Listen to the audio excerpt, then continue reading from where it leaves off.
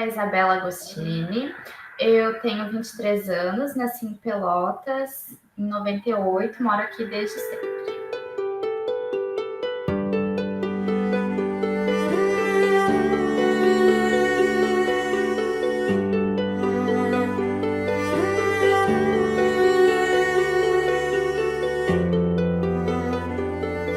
Os meus pais são os dois professores, né? O meu pai dá aula na UFPEL mesmo, na universidade, dá aula na área da computação, e a minha mãe dá aula no IFSU na área da educação, ela dá aula no mestrado em educação.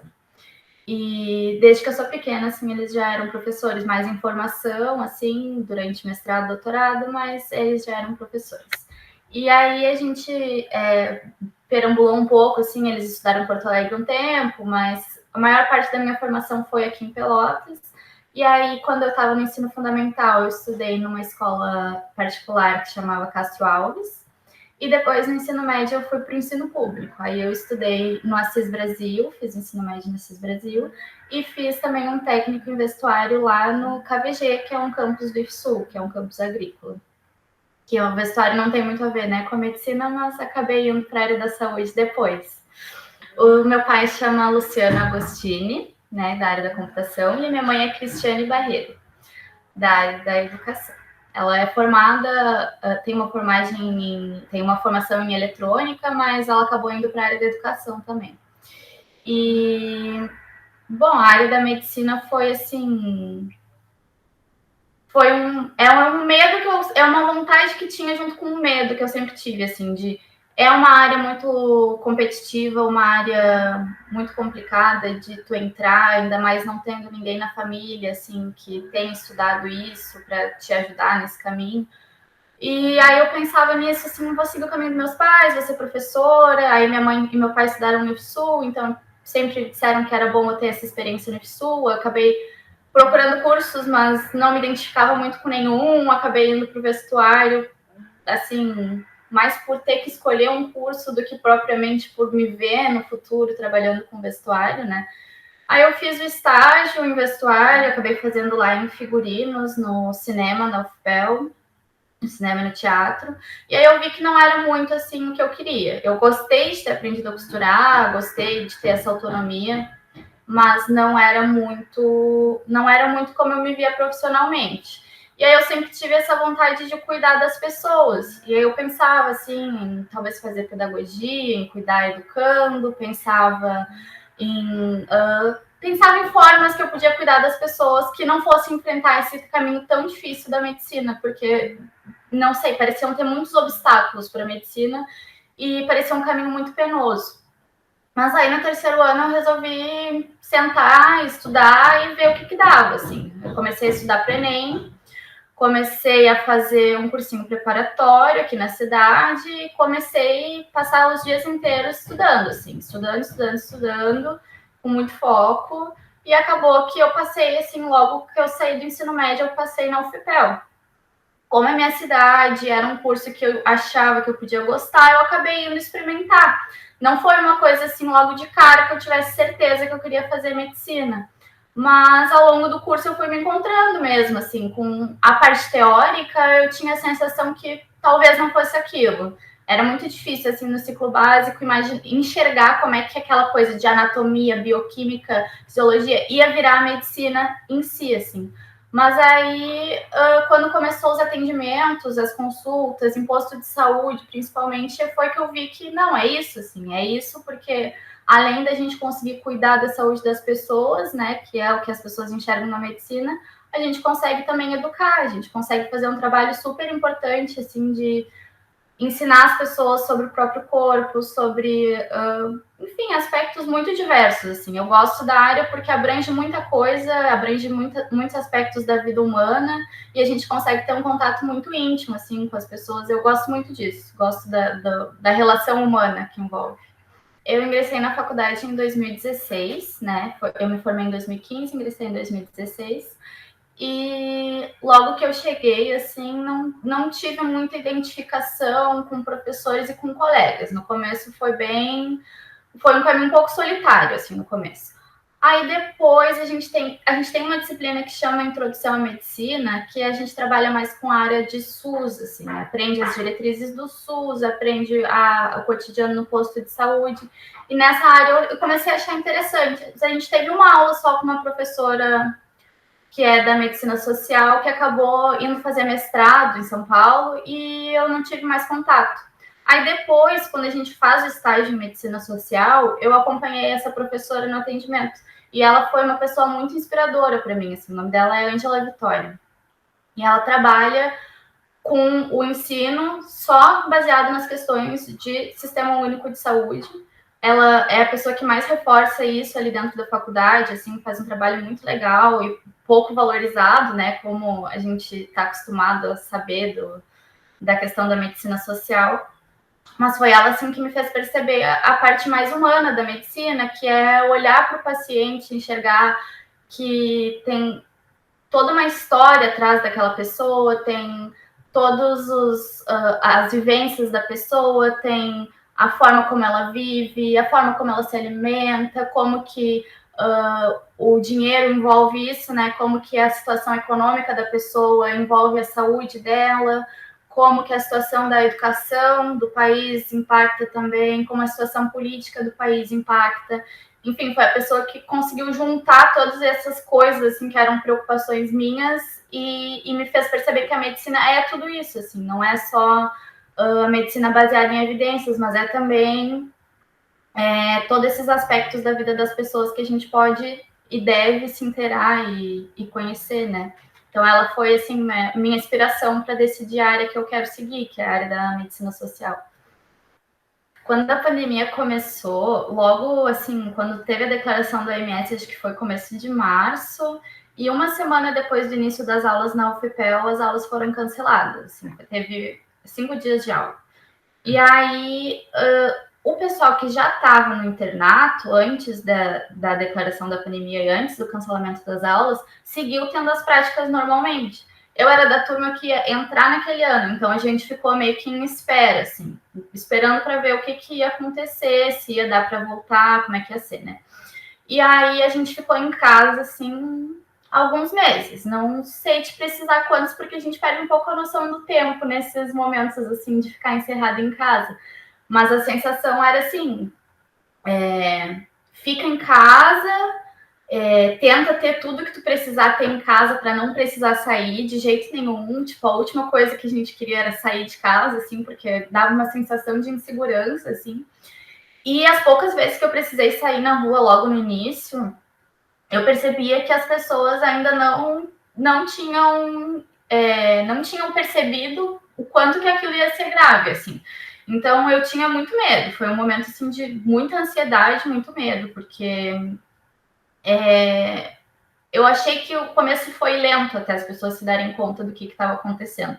E isso muito me preocupava, assim.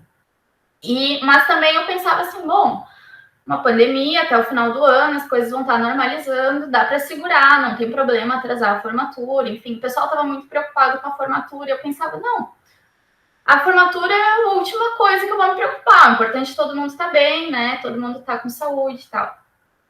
Só que aí começaram a vir as propostas da UFPEL da gente voltar a ter ensino presencial. E como eu já não estava morando com os meus pais nessa época, eu fiquei mais afim de voltar, assim, para poder ajudar, porque eles falaram que se a gente atendesse nos postos, a gente teria contato direto na linha de frente, a gente poderia ajudar nas tendas Covid e tal, nos postos de saúde. Então eu topei, assim, mas aí nesse momento que eu topei a ideia, eu parei de ter contato com a minha família, porque não queria contaminar eles e tudo mais. Então, a partir desse momento, quando a gente começou a ter práticas, que eu acho que foi lá pelo meio do ano, se eu não me engano, foi o momento que eu deixei de ter qualquer tipo de convívio social com meus pais, com amigos, com família, todo mundo, assim, cancelei convívio para ter certeza que não ia contaminar ninguém. E outra coisa, assim, que eu desde o começo eu participei de um projeto, né, que distribuía máscaras caseiras para a população. Era um projeto, assim, que reunia costureiras voluntárias junto com doação de tecido. E aí a gente fazia distribuição nas ruas dessas máscaras, fazia assim nos finais de semana, ia nos bairros, entregar para as pessoas, falar sobre a importância do uso de máscaras. Isso lá, acho que começou lá por abril, que foi quando começou a se falar de máscara. E aí a gente tem feito esse trabalho num projeto de extensão, um projeto integrado, na verdade a gente acabou fazendo pesquisa também. E aí eu comecei a usar as máscaras, né? Lá por abril eu já estava usando máscara. E ninguém na rua usava máscara. As pessoas me olhavam como se eu estivesse doente, como se eu estivesse, tipo, contaminando todo mundo, como se eu fosse quase um lixo tóxico, assim. E era muito, muito estranho no começo usar máscara. E hoje a gente olha com essa cara para quem não tá de máscara, né? Então, tipo, as coisas mudaram bastante. E com essa pesquisa, assim, a gente acabou tendo muita esperança que a pandemia fosse ser controlada, sabe? Porque com o uso das máscaras, Pelotas teve resultados muito positivos. A gente demorou muito tempo a ter o primeiro óbito, a gente demorou muito tempo a chegar no nível das outras cidades do interior, assim, em termos de número de contaminados.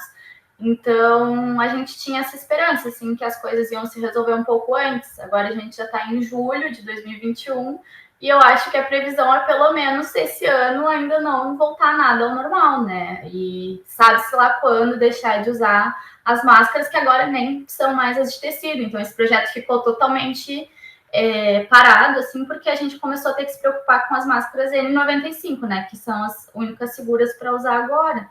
Então, acabou que esse projeto foi muito útil no ano de 2020, mas esse ano está parado. Quando a UFPEL retornou às aulas ali pelo meio do ano, foi só as disciplinas que tinham a parte prática como fundamental assim para seguir o curso. Então, os alunos que podiam fazer ainda disciplinas teóricas ficaram aguardando essa coisa do ensino à distância. A princípio, não teve nada de teórico. Aí, lá, acho que por agosto, começou a UFPEL a lançar umas matrículas para algumas disciplinas. Só que era optativo ainda o professor dar ou não dar a disciplina teórica.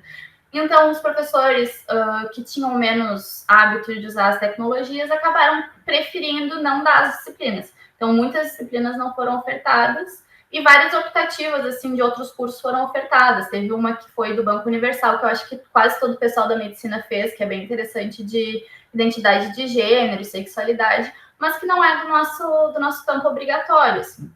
Então, começou a ter aula à distância, mas não era o nosso currículo fechado, assim, não era o suficiente para seguir tocando, assim, os semestres normalmente.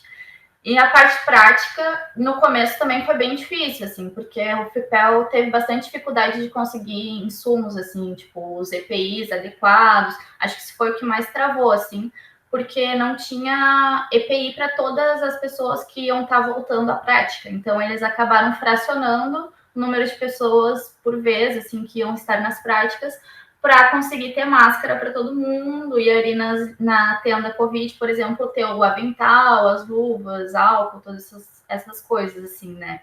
Em muitos lugares ali a gente não tinha pia com uma água, assim, uma corrente de água que fosse decente para conseguir lavar as mãos, não tinha sabão adequado, essas coisas todas foram um processo, assim. Agora já está tudo bem melhor, mas antes essas coisas foram sendo adaptadas, acho que foi o que demorou um pouquinho mais a engrenar.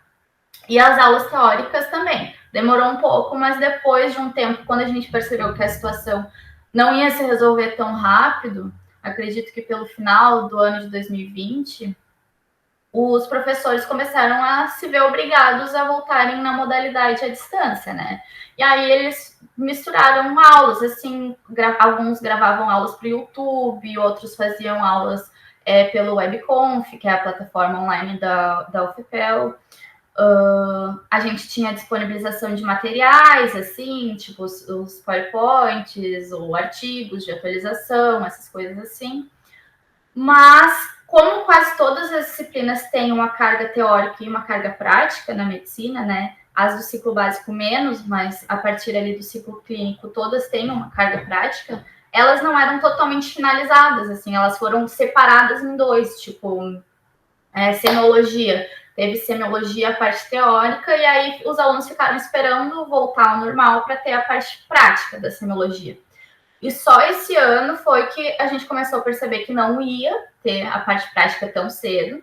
E aí acabou que muitas turmas estão travadas. No internato agora a gente está só com 2 turmas, porque as outras já se formaram. né? O normal seriam 4, então a gente está com pouco pessoal, isso está gerando uma sobrecarga, assim, os alunos estão tendo uma carga horária maior, mais coisas para cumprir nos estágios, até por conta disso. E tem outros alunos que estão presos em casa sem ter o que fazer, porque só falta fazer as práticas, e não tem estrutura ainda para receber eles nas práticas. Tanto em termos de pacientes, porque, por exemplo, cirurgias eletivas não estão sendo realizadas, então, estágio na cirurgia não tem muita coisa para fazer. Coisas assim, diminuiu muito o número de pacientes da pediatria, porque as pessoas estão preferindo ficar em casa. Então, essas áreas que eu passei, assim, a gente nota que tem menos aprendizado nas práticas. E aí agora começaram a voltar aos pouquinhos dos mais velhos para os mais novos. Assim. Então agora o 8º semestre está tendo alguma coisa de prática, só que eles se dividem em grupos menores, assim, e aí estão fazendo uma prática um pouco diferente. Não tive contato suficiente para saber se o aprendizado está sendo o mesmo, mas na minha experiência do ensino à distância não se equiparou, assim, porque mesmo que o professor esteja dando a mesma aula, mesmo que o esforço seja o mesmo, tem muitas dificuldades técnicas, assim, a gente às vezes não consegue uma conexão boa para entender a aula, e aí a aula nem sempre é gravada, às vezes a gente não consegue na prática ter pacientes, número de pacientes para ver casos interessantes, para aprender de fato o dia a dia do médico. E tem outros serviços que têm tanta superlotação, como é o caso da maternidade, que é onde eu estou passando agora, que a gente não aprende pelo oposto, assim, porque a gente tem que tocar muita ficha. Acaba que a gente tem 20 gestantes internadas para 2 doutorandos, 2 internos. Então, a gente tem uma loucura de coisa para fazer, assim. Acaba que o aprendizado fica um pouco... Acho que fica um pouco prejudicado, assim. É mais uma questão dos alunos interessados irem atrás, porque eu acho que essa fase não está sendo a fase, assim, de melhores condições para aprender, mas é a fase que a gente está sendo mais necessário nos serviços. Então, por um lado, é importante a gente conseguir tocar a nossa formação, mas, por outro lado, a gente provavelmente não vai formar médicos na mesma qualidade que se formava antes. Assim, eu acho que algumas áreas vão ficar um pouco mais vulneráveis assim do nosso aprendizado. O começo do internato foi, de fato, assim, quando começou a ser o começo obrigatório do internato, foi em janeiro desse ano. 1º de janeiro foi que eu comecei na medicina social. No ano passado, eu acabei fazendo como voluntária ali na ginecologia e na pediatria. Mas foi mais assim, porque eles estavam precisando de pessoal e não estava liberado ainda que voltassem, e eu acabei indo. Mas o oficial mesmo, e aí nessa fase que eu fiz o voluntário, eu ainda tive que comprar EPIs, ainda o FUPEL estava com um pouco de déficit nesse sentido. Eles forneciam até a máscara cirúrgica, mas era de uma camada só e eu não me sentia muito segura usando o EPI que era fornecido, eu acabei comprando, assim. Aí, a partir de janeiro, não. A partir de janeiro já estava tudo bem organizado, assim. A gente começou o estágio na medicina social, aí a cada 3 meses muda, né? E na medicina social a gente atendia na UBS Vila Municipal, que é uma UBS que fica perto do presídio, aqui da cidade, é uma área bastante vulnerável, assim. E ali a gente tinha a tenda Covid de manhã e à tarde os atendimentos agendados. Então, de manhã era toda a demanda espontânea. Assim. Lá eles forneciam para gente as máscaras N95, que recomendavam que a gente usasse por até 10 dias, né? Ou se tivesse alguma contaminação, trocava. E aí eles forneciam os aventais descartáveis, que a cada novo paciente a gente trocava de avental. Nunca faltou, assim, isso sempre foi bem tranquilo. E luvas, quando era necessário, álcool. Tinha um banheiro, assim, que era meio mais ou menos, mas era um prédio alugado, então o FUPEL não podia fazer reforma. Então, nesse banheiro a gente conseguia lavar as mãos, mas mais era o álcool mesmo, assim. A gente não conseguia ter tanto essa rotina de lavar as mãos, porque a tenda é na rua, né? A tenda Covid era montada na rua e o banheiro era dentro. Então, se a gente tivesse que lavar as mãos, teria que tirar todo o EPI, né? Para poder entrar. Então, a gente preferia não misturar as coisas. Então, quem estava na tenda ficava o tempo inteiro fora. Só entrava na hora de se vestir e depois ficava o tempo inteiro fora. E aí, na tenda era assim, né? Todos os pacientes, não importava a área, se eram da área da nossa UBS ou não, eram atendidos ali por um enfermeiro que fazia a triagem, mas que em um ponto a gente acabou ficando sem enfermagem, porque tinha 2 enfermeiras na UBS, uma acabou se afastando por problemas de saúde, e a outra era um pouco mais idosa, foi a óbito por outras causas, assim, não foi Covid, mas a gente ficou sem enfermagem. Aí a gente acabou se dividindo entre os internos para fazer a triagem e o atendimento. Toda a consulta acabou sendo feita por nós, assim, a partir desse momento. E aí era uma tenda, assim, na rua. Eu até fiz umas imagens disso, assim, para mostrar para meus pais como é que era. Era uma tenda na rua, a gente usava o face shield, tinha óculos, a máscara N95. Geralmente nos diziam para usar uma dessas cirúrgicas por cima da N95 para prolongar o tempo de vida da N95. E os atendimentos eram, assim, demanda espontânea. Tinha dias que eram muito lotado, tinha fases que era muito movimentado e tinha dias que a gente atendia 2, 3 pacientes. A gente até, esse grupo que atendeu esses 3 meses na UBS, está fazendo uma pesquisa sobre a demanda desse tempo que a gente passou lá, para ver, assim, qual que era o perfil das pessoas que adoeciam, como é que era a questão de quem confirmou o teste, quantas pessoas foram a óbito, quantas pessoas tiveram complicações, a gente está tentando traçar um perfil, assim. E aí, nesses atendimentos, a gente sempre priorizava avaliar a gravidade do quadro, né? Porque os casos leves a gente conseguia atender, fazer monitoramento, né? A gente sempre se baseava pelos protocolos do Ministério da Saúde, na questão de prescrição de medicamentos e tudo. A gente priorizava seguir os protocolos porque era um momento em que as pessoas vinham já querendo uma prescrição, né? Era um momento que as pessoas chegavam e elas diziam, fulano tomou isso, isso e isso, e eu quero tomar a mesma coisa que o fulano, porque ele ficou bem. Então, muitas vezes a gente se via nessa situação difícil, assim, de ter que explicar. A gente segue esse protocolo, é porque é o que os estudos mostram que é o melhor, e aqui a gente vai prescrever isso, né? Se tu tem desejo de usar outra coisa, tu pode procurar outro serviço, mas a gente acredita que esse seja melhor. Isso gerava, assim, um estresse quase que diário, porque sempre tinha alguém que ficava insatisfeito, assim. Mas a gente, quando era necessário, assim, quando tinha aquela suspeita que pudesse ser H1N1, a gente sempre usava o oseltamivir, né, que é o antiviral. Mas se não, era só tratamento sintomático.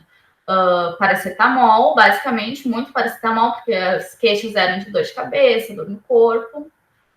E, assim, hidratação, medidas de suporte, totalmente de suporte, assim. E aí o monitoramento a gente ligava a cada 24 ou 48 horas, dependendo da gravidade, e acompanhando como estavam as pessoas. Os casos mais graves, assim, que a gente via que a pessoa não estava conseguindo saturar muito bem, que não estava respirando legal, ou que tinha alguma comorbidade que nos preocupasse um pouco mais, a gente acabava encaminhando para a UPA, né, que é a Unidade de Pronto Atendimento, que atendia só síndromes gripais aqui na cidade. E aí, essas pessoas a gente não conseguia saber exatamente assim, o que prescreviam, mas a gente acompanhava por telefone, ligava para saber como estavam, se os sintomas duraram mais, se precisou internar, essas coisas assim. E aí, eram tudo isso os alunos que faziam. Os professores orientavam, né? Tipo, nos diziam se a nossa conduta estava certa, carimbavam, assinavam, mas tudo era a gente, assim, a gente tinha bastante autonomia. E aí era verão, assim, era auge do verão, né? Janeiro a março. Então a gente passava muito calor, a gente ficava suando lá dentro, assim, com aqueles aventais e bom, chegava em casa, a gente botava tudo para lavar direto, assim, né? E, tipo, já tinha medo de contaminar o carro, de contaminar. Enfim, cada passo, assim, era calculado quando chegava em casa para não contaminar as coisas de casa com vírus. E era muito cuidado, assim, tanto que a gente brincou que a gente teve que comprar roupa, assim, porque a gente não tinha roupa suficiente para lavar todos os dias quando chegava em casa, assim. E a gente tinha que lavar tudinho, assim. E acabou sendo uma rotina nova. Agora eu já tô acostumada, assim. Toda vez que eu saio de casa, chego em casa, tira tudo, boto para lavar, direto, assim. E Foi uma rotina cansativa, assim, nesse sentido de que era sempre as mesmas coisas e eram sempre pessoas muito preocupadas. A gente não atendia casos muito graves, eram mais raros os casos graves, né? Porque as pessoas geralmente já tinham essa orientação de procurar a UPA quando era mais grave. Mas mesmo os casos leves, as pessoas elas tinham muita preocupação, assim, porque elas viam na TV o que acontecia com quem eles contaminavam, elas sabiam de amigos que tinham ficado muito graves, sabem, enfim, as pessoas se informam, né? E aí elas chegavam muito preocupadas. E mesmo as pessoas que tinham sintomas leves, elas tinham essa ansiedade, assim, essa coisa que geralmente, depois que se recuperavam, acabavam procurando o posto por questões psicológicas, assim, de ansiedade, de depressão, de não conseguir lidar com a recuperação da doença. E até o momento, assim, que eu saiba, não tem nenhuma estrutura que seja focada em atender essa demanda. E é uma demanda, assim, que foi muito presente nesses 3 meses, porque as pessoas estavam, especialmente, assim, tinha muita coisa de sintoma gripal? Tinha, mas o sintoma gripal passava e isso seguia, a preocupação seguia, a ansiedade seguia, e, enfim, a preocupação não era só com as pessoas, mas com quem estava na volta delas, né? Tipo, geralmente, chefes de família, assim, as mães ou os pais nos procuravam querendo saber o que faziam para se isolar das crianças em casa. Acabava, às vezes, que um ficava trancado num quarto por 14 dias, enquanto os outros ficavam no resto da casa. Eram situações, assim, que, tipo, de partir o coração, assim, porque tu vê uma mãe trancada 14 dias na mesma casa que os filhos, sem poder ver os filhos, sem poder estar com os filhos, de fato, era uma coisa muito difícil, assim. Então, essa era a parte que mais pesava, porque o atendimento em si era tranquilo, a gente fazia sinais vitais, ouvia ali a ausculta pulmonar, e se tivesse tudo tranquilo, ia para casa com um paracetamol e a gente ligava para saber se estava tudo bem. E não costumava ter, assim, grandes complicações, mas essa ansiedade era muito presente, assim, em mim, nos colegas que atendiam, nos pacientes, e era uma coisa que era pouco falada, assim, porque a gente guarda muito a nossa preocupação para não preocupar o outro também, né? A gente não quer contaminar o outro com o nosso mal-estar. E aí acaba que foi um sofrimento, assim. Foi difícil, mas também era muito satisfatório ver que a gente conseguia dar um atendimento legal, assim. Eu via que as pessoas que nos procuravam muitas vezes não eram usuárias do sistema de saúde, né? Não eram usuários do SUS, mas procuravam por saber que ali tinha atendimento na mesma hora. E elas ficavam surpresas, assim, tipo, nossa, eu nunca achei que posto de saúde atendesse a gente assim tão bem. Eu achava que isso era só coisa de consultório particular. Às vezes diziam que nem no particular eram atendidos tão bem. E isso dava uma satisfação, assim, de poder mostrar para as pessoas que é esse o sistema único de saúde que a gente tem e que a estrutura pode não estar ainda o ideal do que a gente quer, mas que a gente já caminhou muito no sentido de melhoria e que a gente consegue ofertar tudo isso, assim, é uma questão de boa vontade e boa organização para as coisas darem certo, assim, porque a gente contou com doações, tipo, a tenda foi doada ali, o espaço físico mesmo onde a gente atendia foi doado e tal, a escola do lado ali nos emprestava o pátio para a gente atender, porque não estava tendo aula, então era uma questão de organização e de solidariedade, acabou sendo uma rede de solidariedade, assim, e isso foi muito bonito de ver, apesar do sofrimento, foi muito legal de ver quanto que as pessoas conseguem se unir para se ajudar quando a coisa aperta, assim. Desde o começo da faculdade, eu acabei precisando de terapia. Então, já é uma coisa que eu faço desde sempre. E, infelizmente, eu também já tomo antidepressivo há 4 anos. Então, não foi de agora, assim. Mas, com certeza, foi fundamental eu ter minha terapia semanal para eu conseguir enfrentar isso, assim. Porque é uma coisa que é uma estrutura que a faculdade não te dá e que não importa o quanto os médicos que estão à tua volta sejam sensíveis e sejam empáticos, não tem acolhimento que baste para esse sofrimento assim que a gente tem, porque é muita responsabilidade, assim. Em outras faculdades a gente tem responsabilidade de escrever, de pesquisar e tudo, mas essa responsabilidade de ter uma vida na tua mão, assim, de tu ter que dizer essa pessoa vai ficar bem se for para casa, ou essa pessoa não pode ir para casa, ela não vai ficar bem. Essa coisa, assim, é muito pesada, porque eu fico pensando assim, tipo, meu Deus, eu tenho 23 anos, como é que eu vou ensinar para uma mulher de 50 anos como que ela vai enfrentar isso, sabe? Ela tem muito mais experiência na vida dela, muito mais vivência e talvez muito mais força para saber o que fazer nesse momento. Aí eu tinha esse sofrimento, assim, de me enxergar como pouca coisa, assim, sabe? Tipo, não, olha a minha idade, olha o que eu tô fazendo, tô recém aprendendo. E aí assumir essa responsabilidade enorme que é de, enfim, de decidir, assim, de certa forma, o destino daquela pessoa. Claro que se ela ficar mal, ela pode procurar outros atendimentos, mas é muita responsabilidade, assim, é a gente avaliar a pessoa e conseguir separar quem é que não tá legal, quem é que vai internar. Depois, no estágio na UTI também, a gente acabou vendo muita coisa, assim, de pessoas internadas que a gente pensa assim, será que esse que está internado grave na UTI não está grave na UTI porque eu, na minha avaliação, não deixei passar alguma coisa que foi muito grave? Essa coisa, assim, é uma preocupação que vai te corroendo, assim, se tu não conseguir botar para fora, se tu não conseguir conversar. Então, a terapia é fundamental para mim nesse sentido, porque é um momento que eu consigo falar da minha preocupação sem ter medo de a minha preocupação preocupar outra pessoa, né? Sem ter medo de passar aquele sentimento ruim para outra pessoa. Então, eu me poupo bastante, assim, eu não converso muito com os colegas, porque até não é uma coisa que as pessoas, no geral, eu não vejo eles conversarem muito. Acho que o médico tem muito isso de sofrer calado, de não querer mostrar, assim, muitos sentimentos, até porque quando a gente acessa os sentimentos, a gente fica mais à flor da pele, a gente fica mais sensível quando a gente fala sobre isso. Então, acho que também como proteção, a gente acaba não falando sobre as coisas que nos ferem. E, assim, ao longo da faculdade é isso. Eu acho que o Covid aumentou muito o sofrimento dos colegas, dos médicos e dos pacientes, mas já era uma coisa presente antes, assim. A faculdade já era muito sofrimento psicológico, porque a gente entra muitas vezes na faculdade, assim, que nem eu, muito novo, e a gente não percebe o tamanho da responsabilidade que é tu atender uma pessoa até o momento que tu tá lá decidindo alguma coisa sobre a vida da pessoa.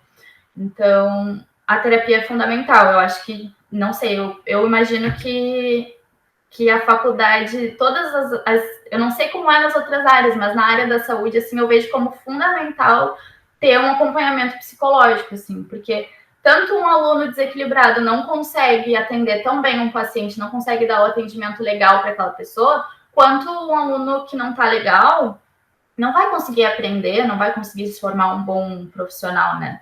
Então, eu acho que é super importante. E é um privilégio que eu tenho, assim, porque eu consigo pagar uma terapia, eu consigo pagar um medicamento, mas muitas pessoas não têm acesso a isso. E não é uma coisa fácil de conseguir, infelizmente, pelo SUS ainda, né? São casos muito graves que acabam sendo atendidos nos CAPS, né? Que são os atendimentos, o Centro de Atendimento Psicológico.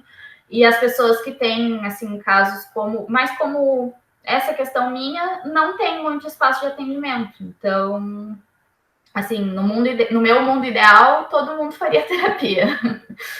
Em abril começou o meu estágio da urgência e emergência, né? A gente passou um mês no PS, um mês na UTI e um mês atendendo no PS pediátrico, no PS cirúrgico.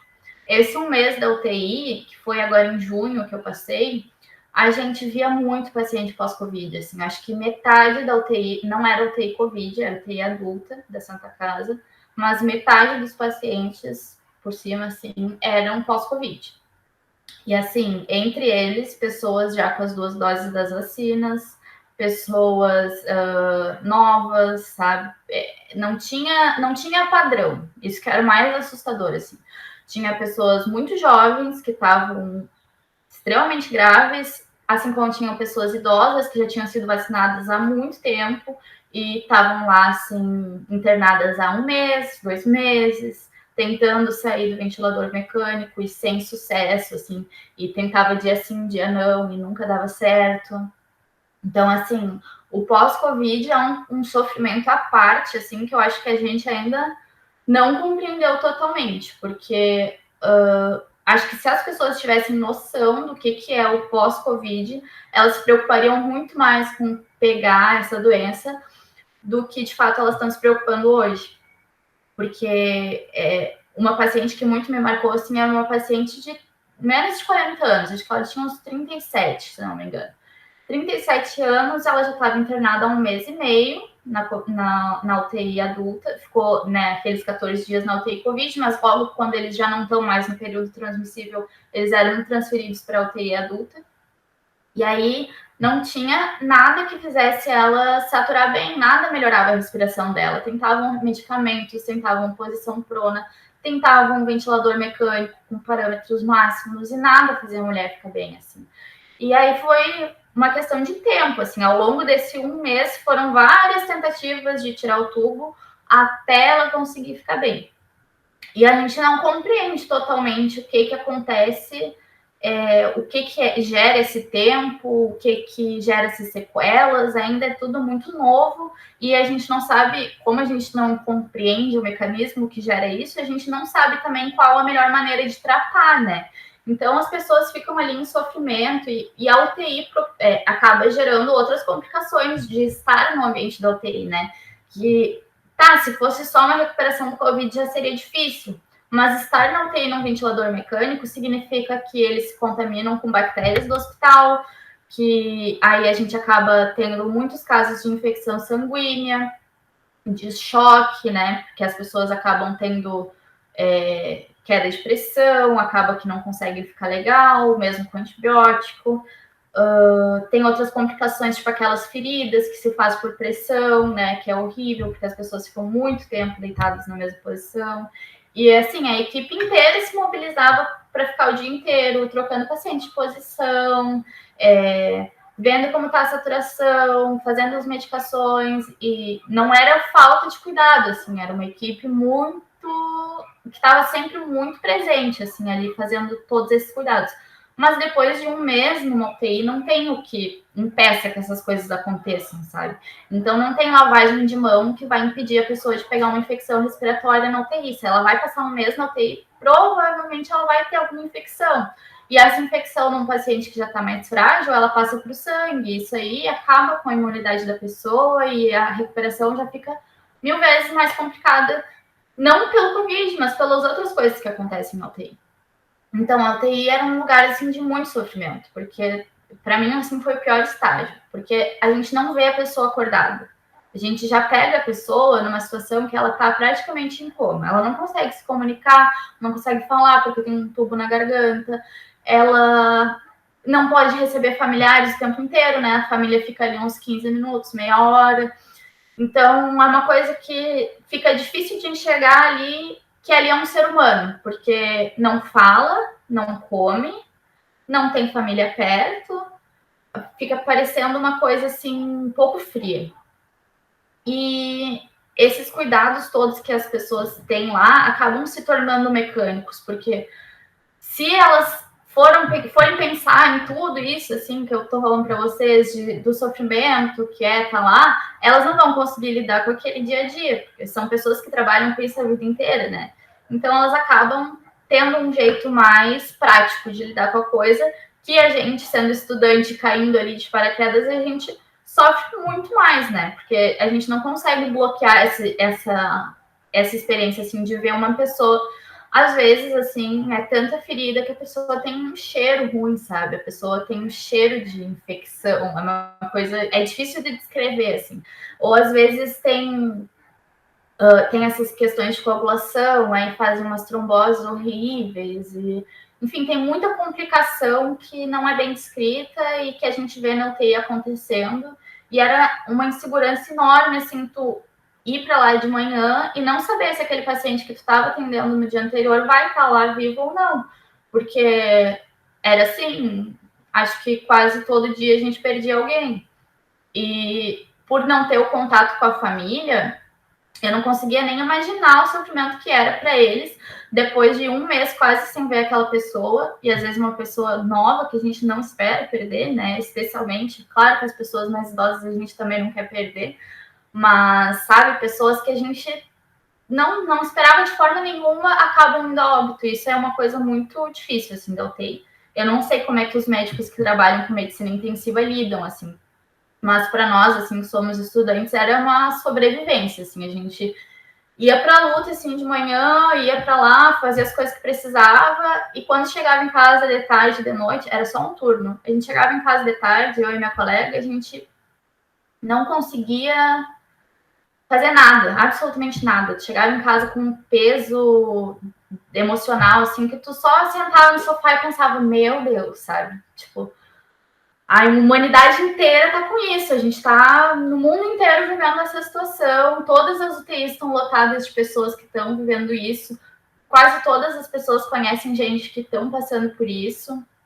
E tu vê, assim, que não tem uma solução, que não é falta de vontade, assim, da equipe de cuidar, não é falta de vontade da medicina de medicar, ou, enfim, tu vê que realmente não tem uma solução, é uma coisa, tu se sente muito impotente, assim, tu vê a pessoa ficando cada vez pior, cada vez pior, cada vez pior, e não tem o que fazer, é uma coisa muito ruim, assim, a experiência da UTI foi das mais pesadas, porque era muita perda, e pouquíssimas pessoas melhoravam e saíam da UTI, assim. Eu não...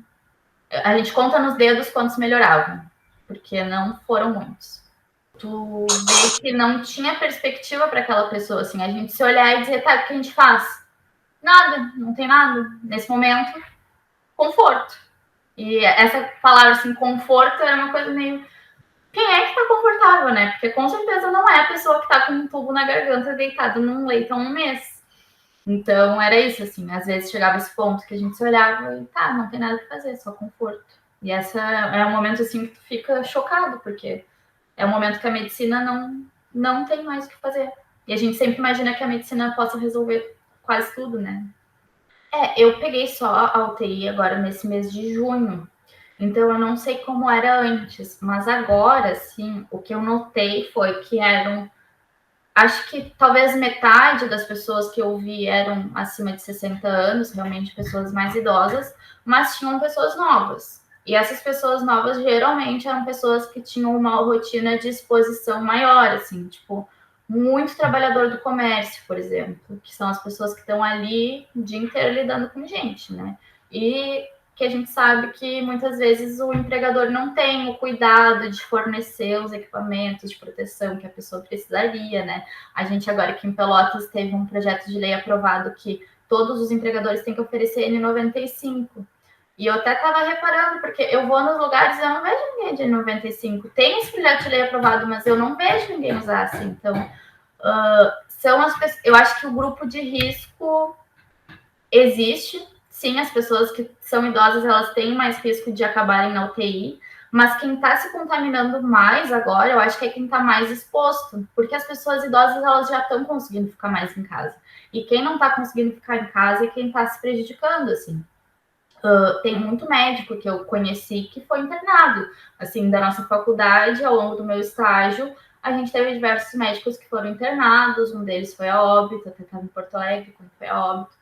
Então, assim, tem um grupo de risco, mas não é determinante. Não é só porque tu não é idoso que tu não vai parar na UTI se tu pegar. E não tem uma coisa clara, assim, de...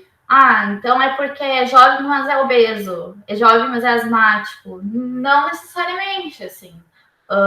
É muito estranho. É muito... Aliás, dá medo até, porque a gente não sabe como o teu organismo vai reagir, né? Então, tipo, mesmo que tu seja uma pessoa saudável, uma pessoa que tem a rotina mais perfeita do mundo, que provavelmente ninguém aqui consegue ter no meio de uma pandemia, mesmo assim, tu não tem a certeza que tu não vai adoecer gravemente. Então, tem isso, assim, eu acho que tem mais pessoas nos grupos considerados grupos de risco, mas não exclui que as outras pessoas estejam lá. Essa paciente que me marcou mesmo de 37 anos, ela não tinha nada de comorbidade. Estava lá já fazia um mês. Então, não é determinante. E um alerta, assim, que ligou em mim, assim, na UTI foi que, como eu peguei esse período de junho, já tinha muita gente vacinada. E as pessoas vacinadas também adoecem gravemente, assim. Claro, eu não sei como que for, assim, pessoas que já foram vacinadas com as 2 doses e já tinha passado um mês da segunda dose, né, que são as pessoas que a gente considera protegidas. Essas pessoas também adoecem gravemente. Então, assim, eu não sei se são as novas cepas, eu não sei se é o organismo da pessoa, eu não sei o que gera isso, assim. Mas quando eu me vacinei, eu tive uma sensação de segurança, eu tive, tipo, a sensação que, tá, agora eu posso respirar tranquilo. Eu não posso mais, não posso ver minha família, porque ainda posso contaminar eles, ainda tenho que esperar eles se vacinarem. Mas a gente ficou mais tranquilo, de certa maneira, assim. Com todos os cuidados, mas mais tranquilo. E depois de passar no TI, eu vi que não é bem assim. Não tem nenhum cálculo exato. Nem a vacina não é capaz de nos dar a garantia que a gente não vai adoecer, né? E, claro, eu imagino que as pessoas, assim, que adoecem depois da vacina são pessoas que talvez tenham relaxado um pouco mais o cuidado, né? Que a gente tem essa sensação de segurança, mas a gente não tem como saber como é o cotidiano da pessoa. Então, fica essa ideia, assim, de que a vacina não é proteção garantida. Isso dá um medo, assim. Não, não. O FEPEL abriu até questão de vacinação, mas como eu já estava começando o internato, eu resolvi dar preferência ali para o internato e comecei a estudar também para residência, né? Que eu vou fazer prova ano que vem. Acabei não participando da campanha de vacinação.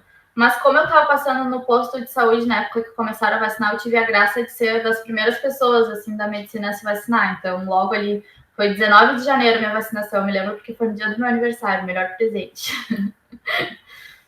Mas não participei de campanha, não. Eu moro sozinha, assim, não moro com ninguém de grupo de risco, moro com meus gatos. Mas eu, com relação à contaminação, a minha família mais próxima não foi contaminada. Assim, meus pais e meus avós, que são as pessoas do meu convívio mais próximo, não foram contaminadas. Mas é um regime quase ditatorial, assim, que a minha mãe não deixa ninguém sair de casa para nada. Meu pai, ele é obeso e asmático, meu irmão também. Então, ela se preocupa muito, muito, muito. E meu avô tem 85 anos e ele já é acamado também. Então, tem essa preocupação na família e eu acho que isso gerou um cuidado extra que foi muito bom, assim. Que a minha mãe conseguiu dar ordem em tudo e ninguém sai de casa. E ela começou a fazer compra por supermercado online para todo mundo. E, enfim, conseguiu dar jeito. Não sei como ela conseguiu deixar todo mundo em casa e deu tudo certo. Ninguém se contaminou, assim. Mas, claro, que mesmo com todos esses cuidados, a gente sabe que poderia ter acontecido, né? Porque acontece com as pessoas à nossa volta. Às vezes é no pegar o mercado na porta que tu se contamina, né? Então, não tem nada, assim, de exato. Mas fico muito feliz que ninguém se contaminou. A gente sempre se preocupa, mas tá todo mundo bem, assim. E das pessoas mais próximas, assim, que são a minha família, ninguém se contaminou, mas as pessoas do nosso convívio ali da faculdade, sim, várias vezes eu já tive em atendimento, assim, tipo, quando eu tava passando na pediatria, um pediatra se contaminou, quando eu tava passando na ginecologia teve um surto, vários residentes acabaram contaminados. Então, todas essas vezes eu muito me preocupei, fiz teste, fiz o isolamento, né, por causa do contato, mas nunca deu nenhum teste positivo. Eu tive bastante sintomática há cerca de um mês e meio. Fiz o PCR e deu negativo. Mas depois, assim, eu não sou asmática nem nada, não tenho nenhuma comorbidade. Mas logo depois de eu ter me recuperado, assim, desses sintomas, eu fiquei com bastante tosse, bastante falta de ar. Desde então, eu sempre tenho falta de ar. Eu comecei a fazer uso de bombinha, sem ser asmática, assim. Então, não tive a confirmação do teste, mas eu tenho essa suspeita, assim, bem forte de que pode ter sido Covid, né? Porque tem uma porcentagem que não aparece nos testes. Desde então, eu faço uso de bombinha, que eu não sou asmática, então isso me leva a crer, assim, que alguma coisa aconteceu, né? Mas eu fiquei bem, assim, também, não foi nada demais. Fiz isolamento, acho que teve 3 momentos que eu tive que me afastar da faculdade para fazer esse isolamento, assim, que foi essa suspeita ou foi surtos que tiveram dentro da faculdade. E aí eu não tive essa confirmação de diagnóstico, né? Mas os colegas tiveram. Nesse momento que eu tive sintomas foi quando o colega pediatra se contaminou. Então eu acredito que possa ter sido, né? E assim, com relação à família mais distante, assim, tipo tios ou amigos, assim, eu acompanhei algumas pessoas que se contaminaram, fiquei sabendo de algumas pessoas que precisaram internar no hospital, mas não tive nenhum conhecido mais próximo, assim, que faleceu. E das pessoas que eu fiquei sabendo, assim, elas foram muito bem assistidas, porque é isso, assim, a questão dos postos de saúde, a forma como o SUS conseguiu se organizar para receber os casos suspeitos foi muito boa, assim. E a questão de testagem também está sendo muito positiva. Claro que se tu for fazer o teste particular, tu consegue ter o resultado no dia seguinte. Mas quando se tu faz pelo SUS, eles vão na tua casa coletar, né? Tu pode demorar a ter o resultado, mas querendo ou não, acaba que tu fica esses 14 dias em casa e é necessário ficar, então que bom que demore, assim, eu fico pensando, demora, tá, mas tu precisa ficar em casa mesmo, então não tem problema, fica em casa esperando o resultado, né? As pessoas que foram atendidas conseguiram, quase todas, assim, todas as que eu tive contato conseguiram fazer o PCR pelo SUS. E, claro, quem tinha condições acabou pagando particular por uma questão de querer saber mais rápido, né? Da ansiedade da gente saber se está doente ou se não está doente. Mas isso foi uma coisa muito positiva, assim, que eu vi que não faltou teste, sabe? Pode ser um pouquinho mais demorado, mas não faltou. Todo mundo que precisou, que foi atrás do atendimento, foi testado. Tanto o teste rápido, né, dependendo do tempo, quanto o RT-PCR. Então, e claro, fiquei sabendo de muitas pessoas que fizeram uso de medicamentos que não são indicados, não tem comprovação científica, mas não foram a maioria, assim, sabe? Não foi. A maioria das pessoas que eu conheço que, na verdade, acabaram usando esses medicamentos foram atrás de usar esses medicamentos, foram porque queriam usar e insistiram até que alguém prescreveu. Então, eu vejo, assim, que a conduta que eu vejo na universidade, assim, dos médicos tem sido muito legal, porque é baseado nos protocolos que a gente tem, e, enfim, as pessoas ficam bem, elas se recuperam e ficam bem. Eu não acompanhei ninguém que adoeceu mais gravemente, assim. Só vários sustos, assim, toda vez que alguém espirra, alguém tosse, a gente já acha que é Covid e já vai fazer teste. Mas, fora isso, assim, não, ninguém adoeceu. É isso que tu falou, né? A rinite, aqui em Pelotas, então, umidade, rinite, a gente começa a espirrar, começa a fazer um friozinho, a gente já fica assim, meu Deus, é Covid. Aí faz teste e tal. Várias vezes a gente acaba fazendo teste. Eu fico até com vergonha de tantas vezes que eu fiz teste, porque é isso, eu me preocupo, eu vou e faço o teste, na dúvida. A gente tem, pela UFPEL, a gente tem o SOST, né, que é quem faz os testes, quem faz o controle de infecção. Então, toda vez que a gente está sintomático, assim, que a gente tem 2 ou mais sintomas, eles fazem um teste para nós. Então, isso é bem legal. A gente vai no hospital, faz o teste, fica esperando o resultado. Se der negativo, como a gente é profissional da saúde, a gente volta a trabalhar, né? Mas quando é população em geral, né, se dá negativo, as pessoas seguem no isolamento, seguem 14 dias. Pelo menos eram os protocolos que a gente seguia, né? Não sei como é que tá agora, que faz tempo que eu não leio. Mas na época era assim. Aí, mesmo se desse negativo, a gente esperava passar os sintomas 14 dias em casa. Para mim, a pandemia me fez perceber essa responsabilidade da área que eu escolhi, assim, de que tudo o que eu vou tomar de conduta daqui para frente, quando eu me formar, não vai ser mais carimbado e assinado por um professor que vai me ajudar e vai me dar o artigo para ler, que vai me dizer o que eu tenho que estudar, essa orientação, assim, de o que eu posso confiar para estudar, enfim, qual que é o embasamento teórico, assim, que eu posso confiar para estudar. Eu acho que essa responsabilidade da teoria bem estudada, do estudo reflexivo, crítico, é uma lição da pandemia, assim. Antes eu levava a faculdade mais como uma parte da minha formação, que nem foi o colégio. Tipo, tô estudando, que mandam e tá tranquilo. Quando começou a pandemia, os médicos muito se dividiram, assim, entre o que pode, o que não pode, o que se deve fazer, qual a conduta.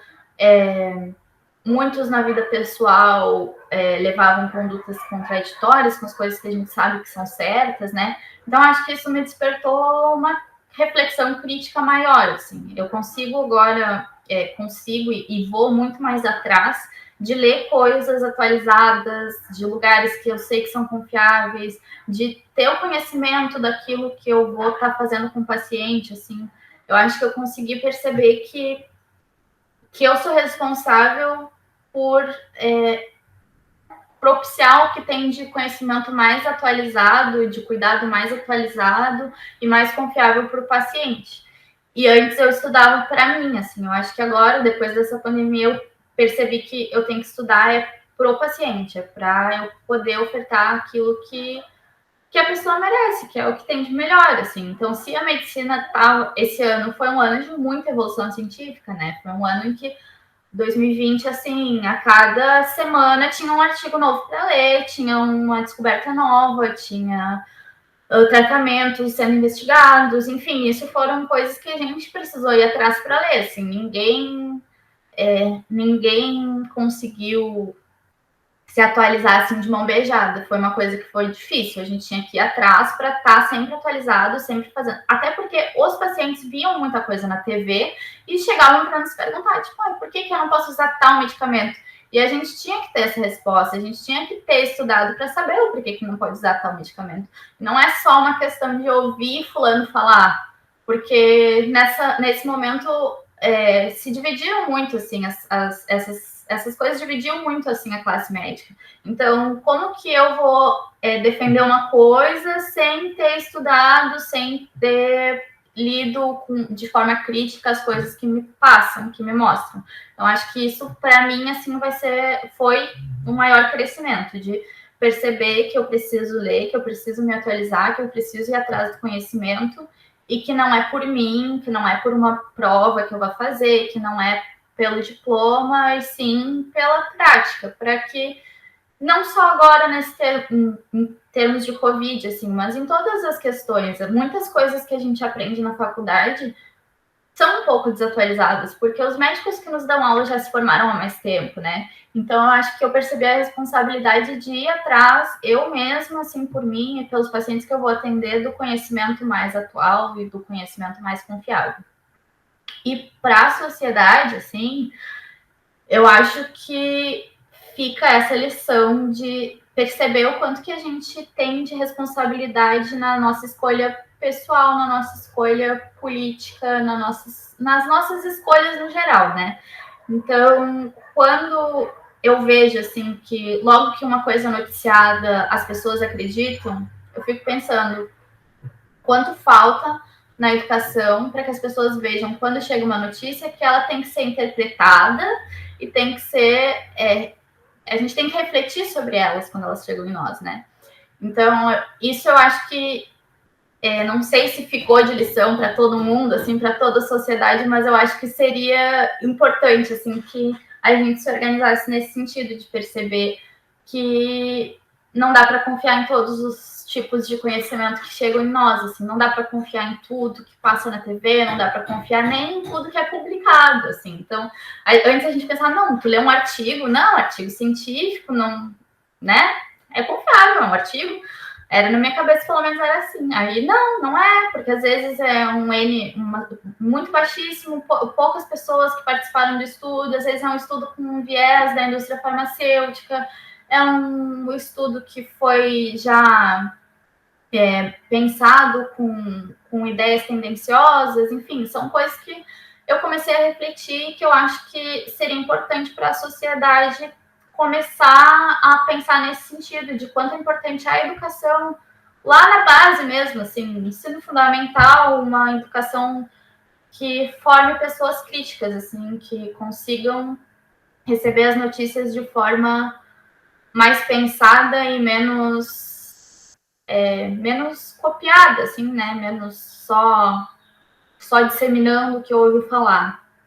E eu acho que outra coisa que ficou assim é o cuidado sanitário. Assim. Eu acho que as pessoas se ligaram muito mais no quanta sujeira a gente carrega da rua, quanta sujeira a gente carrega do mercado. Uma coisa que eu mesmo me dei conta foi que eu nunca mais toquei em dinheiro. Então, assim, dinheiro é uma coisa suja, sabe? Se puder ser evitado ao máximo, deve, né? Enfim, são coisas assim. Eu acho que as pessoas talvez tenham aprendido mais a importância de lavar as mãos, mais a importância de confiar na ciência, de confiar na medicina, né? De tomar cuidados com a própria saúde, com de preferência, assim, eu não sei se as pessoas se deram conta, mas quanto é importante a alimentação, por exemplo, na vida, na saúde das pessoas, quanto é importante a gente ter uma rotina que seja boa para o nosso corpo, assim, para nossa mente, né?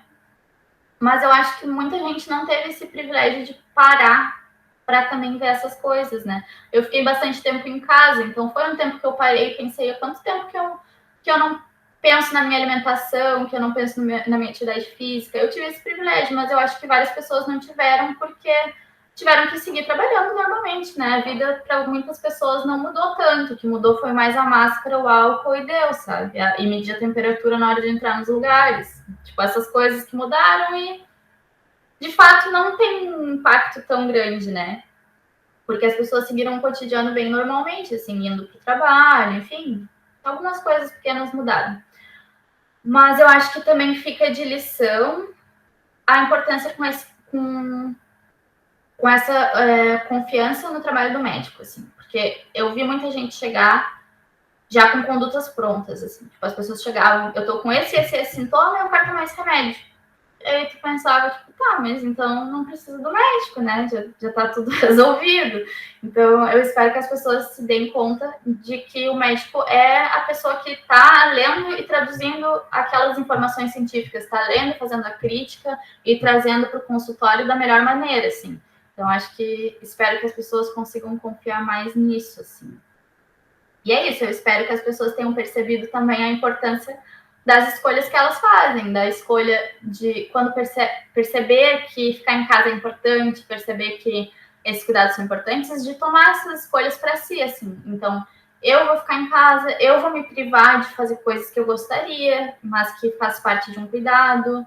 Essas coisas de escolha política também, porque, afinal de contas, ter um representante político que fosse capaz de lidar com essa pandemia seria muito importante para a população, né?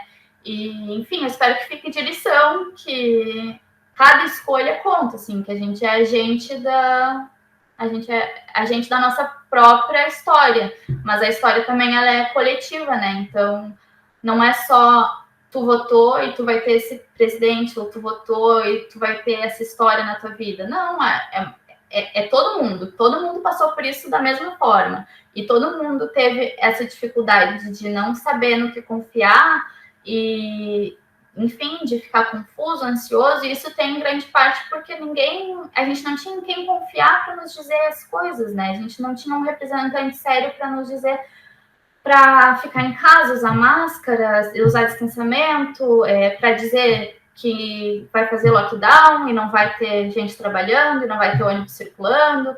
Enfim, acho que faltou muita firmeza dos representantes que a gente tem, assim, faltou muita informação para a população. E eu espero que as pessoas percebam que é a escolha delas também que impacta nisso, assim, que é a escolha no dia das eleições, mas também é a escolha de ir atrás e de procurar melhoria, assim, porque aqui em Pelotas a gente vai atrás de vereador, a gente vai atrás para as coisas, para movimentar as coisas. Então, assim, esse projeto de distribuição de máscara, assim, não foi um representante político que fez, foi um grupo de pessoas que conseguiu se movimentar. Então, eu espero que fique como lição também essas escolhas que a gente toma, que são todas muito importantes para o coletivo, que as pessoas consigam enxergar mais a coletividade das escolhas delas, assim. Não sei se é só uma utopia ou se de fato vai ser assim, mas eu espero que fique de lição. Não, que eu saiba, não, assim, não tem previsão. Eles disseram que só iam voltar quando fosse considerado seguro, mas as pessoas que só precisam, tipo, de uma disciplina prática para se formar, eles estão abrindo exceções, assim. Então, tipo, quem tem que fazer das licenciaturas, assim, quem tem que fazer estágio, tá fazendo alguns estágios, até porque aqui a educação básica, ela estava funcionando em alguns níveis, né? Então, alguns alunos foram a campo, mas são bem poucos, assim, era quem já estava se formando mesmo. E aí, esses alunos que foram a campo, a UFPEL disse que tinha garantido a imunização, mas na realidade o que aconteceu foi essa coisa de vacinar uma semana antes de. A gente sabe que não garante imunização nenhuma, né? A vacinação aqui em Pelotas, ela tá andando bem, assim. A gente teve uma boa quantidade de doses aplicadas. Só que quando a gente olha os dados percentuais, assim, a gente vê que os grupos de risco, eu estava vendo, acho que foi semana passada, não sei se esse dado está atualizado, mas semana passada era esse o dado, que 30% só do grupo de risco foi vacinado. Claro, abriram para as pessoas, mas as pessoas não buscaram os serviços para se vacinar.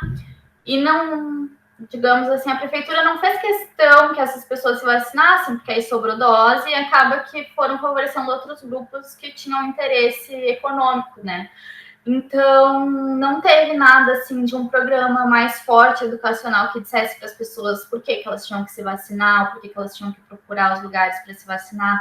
Então, apesar da gente estar vacinando 35 anos agora, que a gente pensa, pô, tá rápido, né? 35 anos, pessoal novo. Se a gente só tem 30% dos grupos de risco vacinados, a gente não vai atingir a segurança ainda, né? Porque precisa ter pelo menos 70% para a gente conseguir ficar tranquilo. Então, me preocupa muito, assim, porque eles estão vacinando as pessoas que não são grupo de risco e o grupo de risco está ficando secundário. Então, assim, eles vão, provavelmente, né, quando terminar a vacinação que está previsto para setembro, terminar, digamos, de fato chegar aos 18 anos ali, eu acho que as coisas vão acabar voltando um pouco mais ao normal.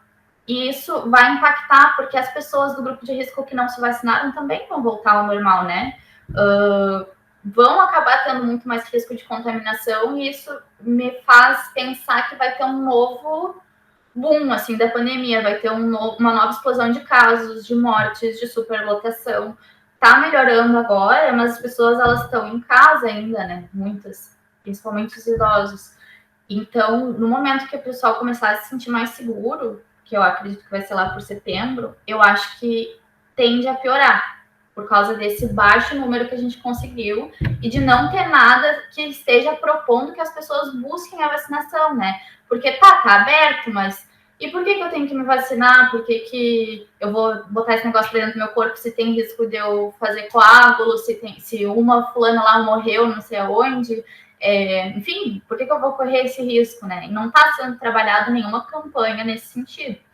Eu espero que isso no futuro mude, assim, porque a gente tem um grupo de vereadores, assim, bem legais aqui em Pelotas que estão fazendo constantemente esse trabalho de ir atrás da prefeitura cobrar esse tipo de mudança, que é uma coisa que não devia se nem ir atrás, né? Eles deveriam perceber sozinhos, mas, enfim, as pessoas têm ido atrás, então eu espero que logo se perceba que esses 30% estão muito abaixo do ideal e que a gente consiga fazer alguma coisa nesse sentido, assim, porque não está faltando dose, tá? Se a gente está nos 35 anos é porque tem vacina, né?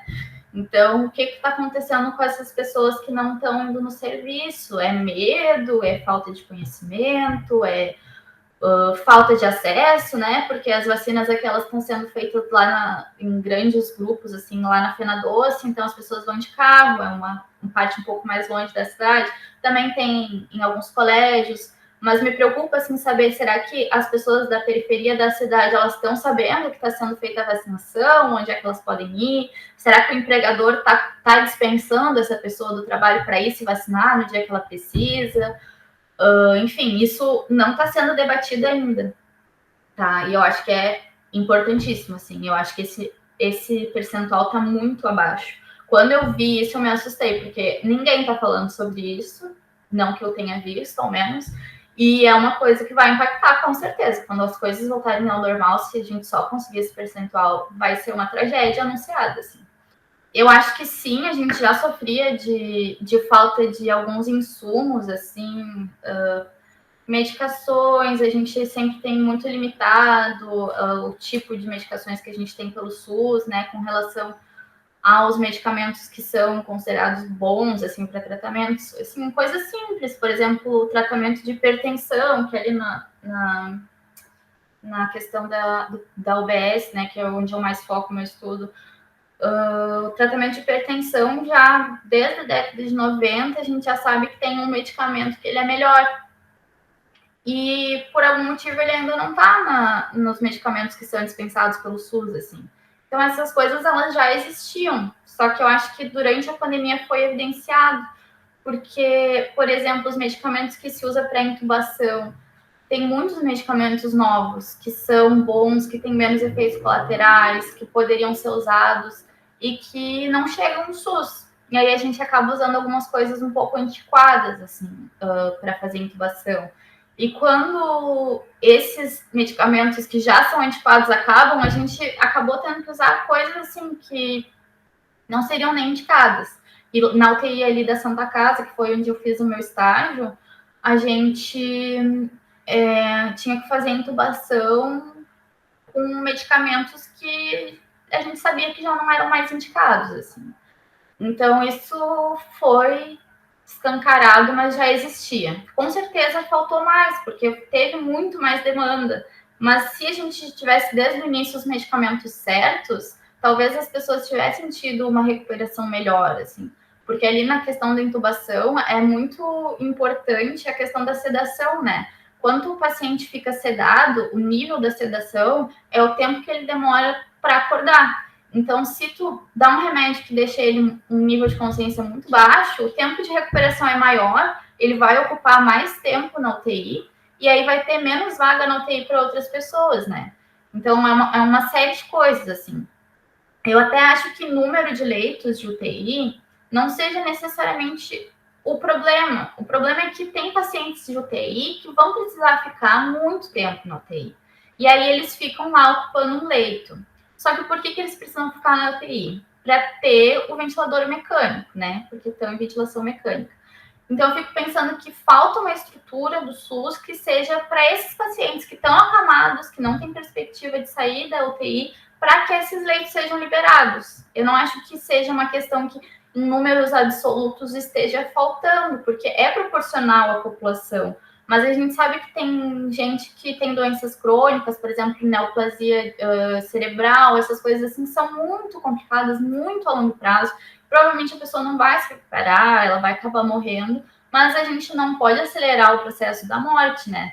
Então, elas vão precisar ficar internadas bastante tempo. Eu acho que a pandemia trouxe esse problema maior e eu acho que também trouxe mais possibilidade de solução, assim, porque agora a gente conseguiu enxergar tudo isso, assim, como a sociedade conseguiu enxergar mais também, né? Porque esses medicamentos mesmo, os próprios pacientes às vezes pesquisavam e vinham nos cobrar assim, por que tá usando tal e não tá usando tal? E, tipo, é porque não tem, é porque não chega, assim, às vezes eles acabavam indo no particular comprar e, gente, tem antibióticos que são uma fortuna, assim. E eu vi uma paciente ir no Uruguai comprar um medicamento que ela pagou R$2.000 para a mãe dela, estava na UTI, e até era uma família que tinha condições, assim, mas a paciente acabou indo a óbito antes de conseguir fazer uso do remédio, assim. E essas coisas, sim, foram escancaradas. Mas também eu acho que teve muita coisa de positiva que foi escancarada, sabe? Por exemplo, a atenção primária, assim. Porque a gente subestima muito o potencial de atendimento ali, né? Que a gente ouve muito falar de filas, de muito tempo de espera, de não conseguir consulta, etc, etc. Mas no momento que a coisa apertou, todo mundo foi atendido, né? Tipo, Covid foi atendido. Acho que as doenças crônicas acabaram ficando um pouco de lado nesse período, mas a gente conseguiu ter estrutura para atender todo mundo, o que mostra que a estrutura está aí. Falta é uma organização, uma boa gestão pública para ter pessoas atendendo ali, pessoas que sejam bem pagas, né, que estejam satisfeitas nos seus ambientes de trabalho e que tenham acesso aos medicamentos para tratar as coisas que aparecem, né? Porque é muito triste tu atender uma pessoa e tu dizer, olha, eu não tenho remédio, se tu quiser comprar aqui tá a receita, mas tu sabe que a pessoa não tem nem dinheiro para comprar comida, quem dirá comprar aquele remédio, né? Às vezes tu vê a pessoa juntar dinheirinho daqui, dinheirinho de lá para comprar um remédio e usar, e não era aquele, a gente tem que trocar, como acontece, né? Às vezes a gente faz um teste terapêutico, tem que trocar, e aí a pessoa já gastou todo o dinheiro do mês dela naquele remédio.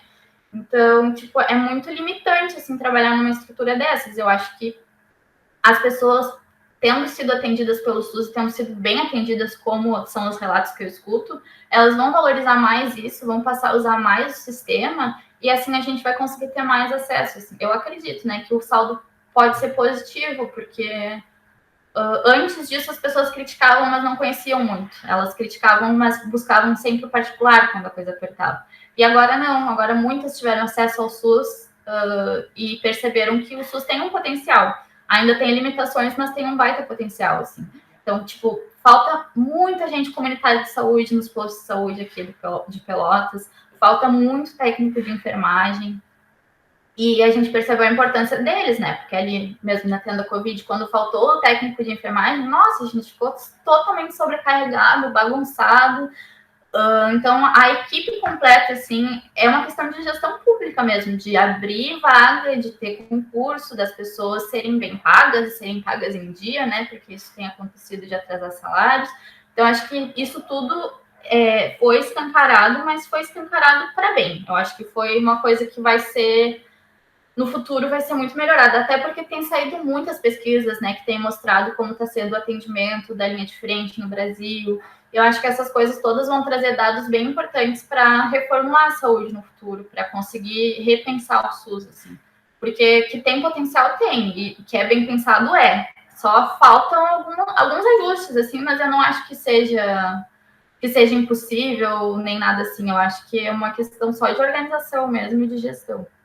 Com relação a registros, eu fiz vários registros durante a pandemia, assim, mas especialmente para mostrar. Meus avós, eles são muito resistentes com usar máscara, então eu acabei fazendo muito registro sobre como era desconfortável usar máscara para eles se darem conta que não era fácil para mim também, né? Então, se eu aguentar ficar 12 horas de máscara, eles também aguentam ficar uma horinha, né? Que é, tipo, às vezes a gente agora se vê assim ao ar livre, quando faz um dia bonito de sol, a gente se vê. Então, eles reclamam, e eu acabei fazendo esses registros para mostrar para eles, as fotos mesmo. E eu escrevo bastante, assim, sobre a minha rotina, escrevo em diário. Então, além da. Tá, eu fiz esses diários, esses registros, assim, em forma de fotos, alguns vídeos da tenda e tudo, mas era mais focado na questão da máscara mesmo.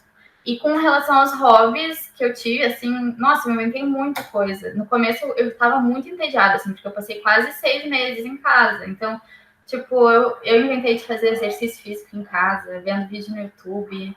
Eu comprei um monte de planta, enchi minha casa de planta, gente, demais, assim. Eu tenho 2 gatos, né? Então, fiquei com vontade de adotar mais, mas não adotei porque já é trabalho demais. Mas aí ficou eu e os gatos e as plantas, e é uma loucura, assim, olha, a sala de casa nunca foi usada para tanta coisa diferente. Eu inventei de fazer máscara no rosto, fazer penteado, cortar cabelo em casa, gente, não aconselho, inclusive. Assim, ó, de tudo, eu inventei de tudo, fiz yoga, meditei. Ai, a minha irmã me ensinou a fazer vela artesanal. Eu inventei de tudo, culinária, assim, fazer bolo, fazia um bolo por dia quase. Tipo, eu fiz de tudo mesmo, assim, olha, tudo que desse para distrair a cabeça eu fiz. E eu sempre tenho bastante o hábito de ler, assim, nos plantões eu leio, assim, para coisas que não tenham a ver com medicina, para distrair a cabeça, porque senão a gente pira mesmo, assim. Os hobbies são muito necessários, mesmo na rotina corrida, assim, a gente tem que achar um jeito de pensar em outra coisa que não seja nossa atuação profissional, senão a gente fica muito saturado, muito cansado. 2 coisas mais importantes que eu penso, assim, que confiem na ciência, que estejam do lado do conhecimento, que sempre acreditem nos seus estudos, que sempre confiem, assim, no que puderem estudar e que reflexões críticas com tudo isso, assim, que eu falei de ir atrás do conhecimento, e que percebam o quanto que as escolhas políticas influenciam, o quanto que a gente é um ser político e o quanto que a gente não pode negar esse lado da nossa vida, assim, que é importante a gente estar ativo, é importante a gente estar consciente do que está acontecendo e é importante as nossas decisões para o coletivo, para todo mundo, cada escolha que a gente faz importa, assim, então que estudem e que estejam conscientes do seu potencial político.